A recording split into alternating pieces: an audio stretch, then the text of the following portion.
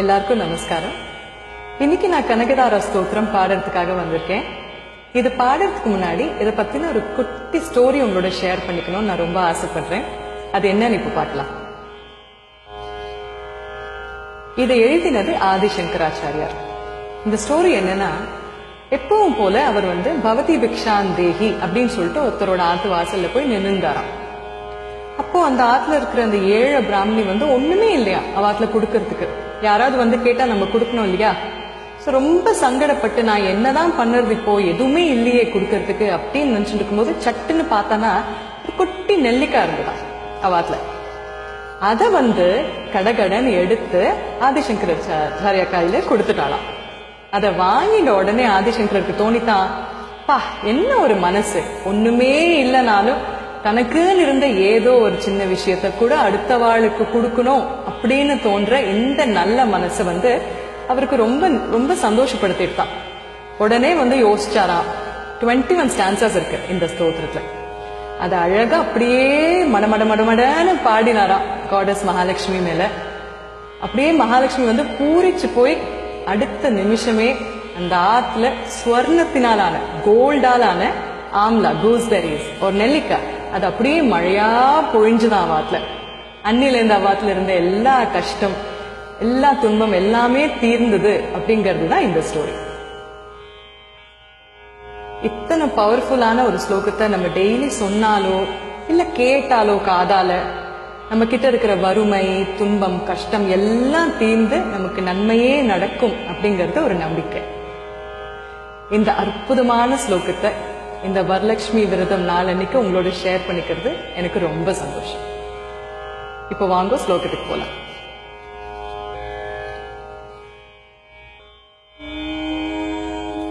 ஸ்ரீ குருப்யோ நமஹ.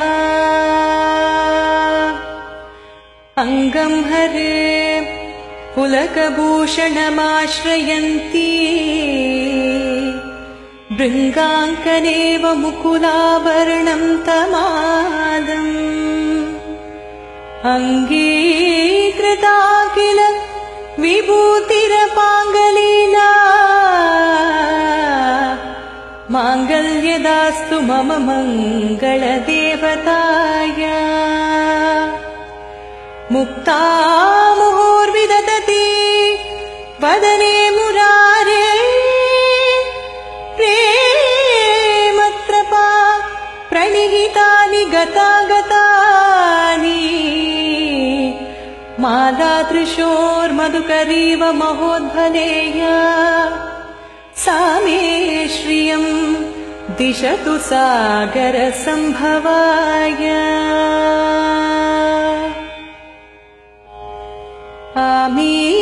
आमीलिताक्षमधिगम्य मुतामुकुन्दम्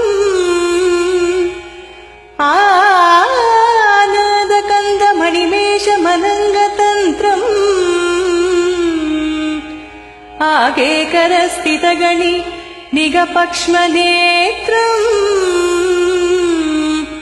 भूत्यै भवेन्मम भुजङ्गसयाङ्गनाया बावकरे मधुचितश्रितौ कौस्तुभेया रावळीव हरिनीलमयी विभाति कामप्रदा भगवतोऽपि कटाक्षमाला कल्याणमावहतु मे कमलालया.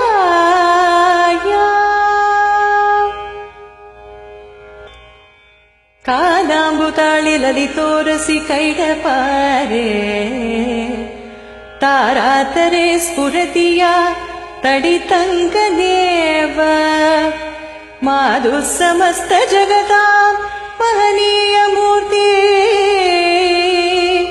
भद्राणि मे दिशतु भार्गवनन्दनाय प्राप्तुं पदं प्रथमदु खलु यप्रभावात् माङ्गल्यबाजि मधुमातिनि मन्मतेन मय्यापदेत्तदिह मन्तरमीक्षणार्थम् मन्दालसं च महरालय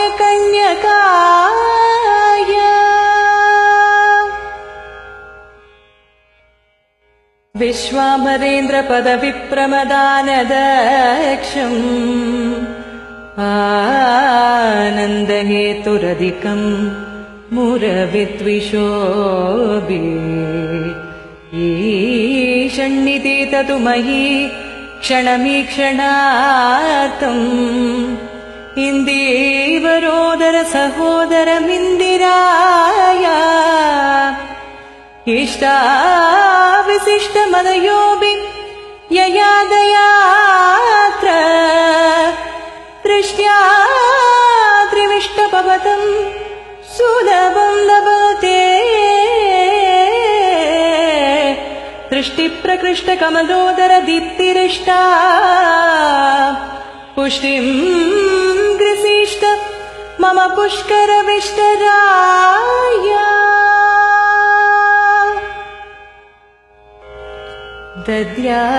दद्यातयानुभवनो द्रविणाम्बुदारा अस्मिन् न किञ्चन विहङ्गसिषौ विषण्णे दुष्कर्म कर्ममपनीय चिराय दूरो नारायण प्रणयिनी नयनाम्बुवाः कीर्तेवदेति गरुडध्वज सुन्दरीति शागम्परीति शशिशेखरवल्लभेति सृष्टिस्थिति प्रलयकेलिषु संस्थितायै तस्यै नमस्त्रिभुवनैक पुरोस्तरुण्यै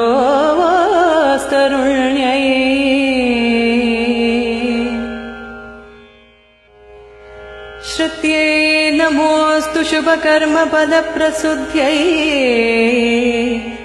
रत्यै नमोऽस्तु रमणीयगुणार्णवायै शक्त्यै नमोऽस्तु शतभद्रनिकेतनायै पुष्ट्यै नमोऽस्तु पुरुषोत्तमवल्लभायै नमोऽस्तु नाळीयनिवाननायै नमोऽस्तु दुग्धोदधि जन्मभूम्यै नमोऽस्तु सोमामृतसोदरायै नमोऽस्तु नारायण वल्लभायै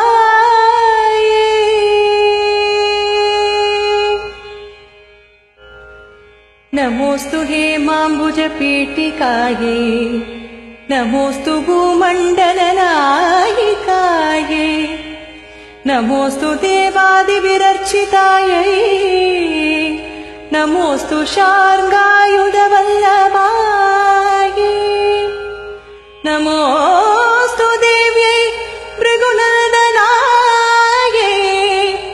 नमोऽस्तु विष्णोरुरसिसिद्धितायै नमोऽस्तु लक्ष्म्यै कमलाय कमलालयायै नमोऽस्तु दामोदर वल्लभायै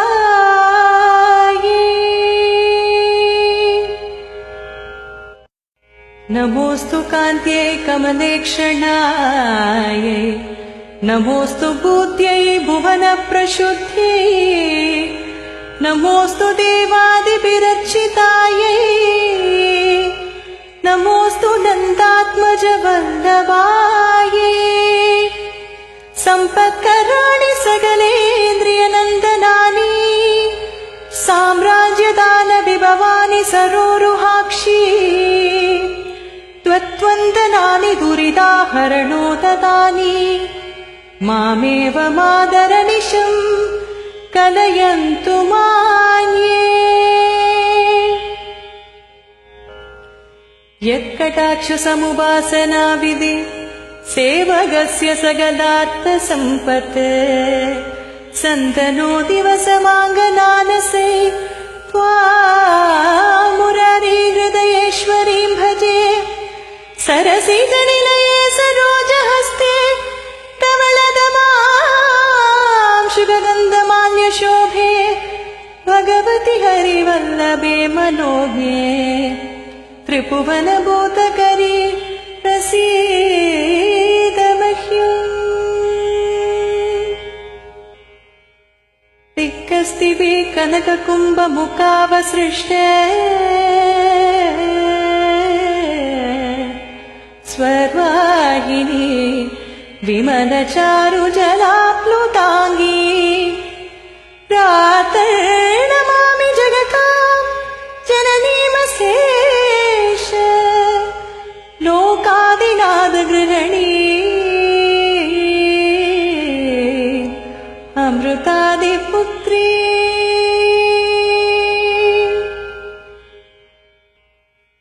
कमले कमलाक्षवल्लभे त्वम् करुणापूरतरङ्गितैर्पाङ्गे अवलोकय माम किञ्चनाना प्रथमं पात्रमकृत्रिमं दयाया स्तुवन्ति ये स्तुतिभिरमीभिरन्वहं त्रयीमयी त्रिभुवनमातरं रमा गुणाधिका गुरुतर भाग्यभागिने भवन्ति देवुवि बुधभाविदाशयाय भवन्ति देवुवि बुधभाविदा